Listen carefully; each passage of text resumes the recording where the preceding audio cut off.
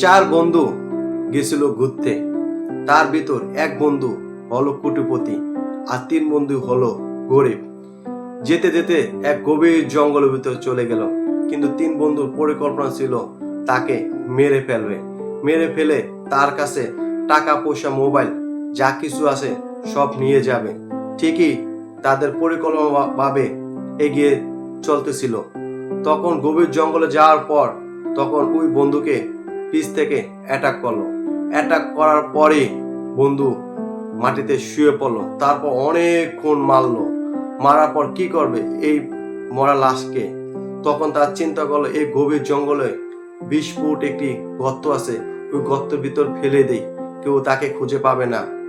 আল্লাহর কি নিয়তি, ওই গর্তের ভিতর পড়ে ওই লোকটি মরেনি, জীবিতও ছিল। থাকার কারণে ওই লোকটি 4 দিন ধরে কিছুই খায়নি, 96 ঘন্টা ওই গর্তের ভিতরেই পড়েছিল।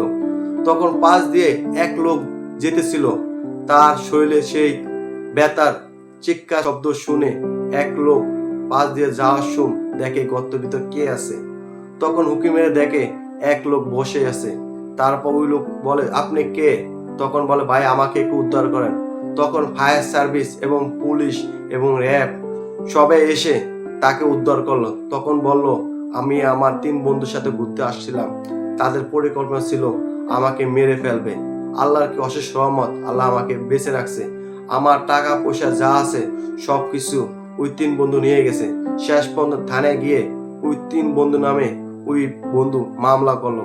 কখনো খারাপ বন্ধুত্বের সাথে চলবে না, তাহলে আপনার পরিণতি এরকম হবে। স্বার্থবাজ বন্ধুদের সাথে কখনোই চলবেন না।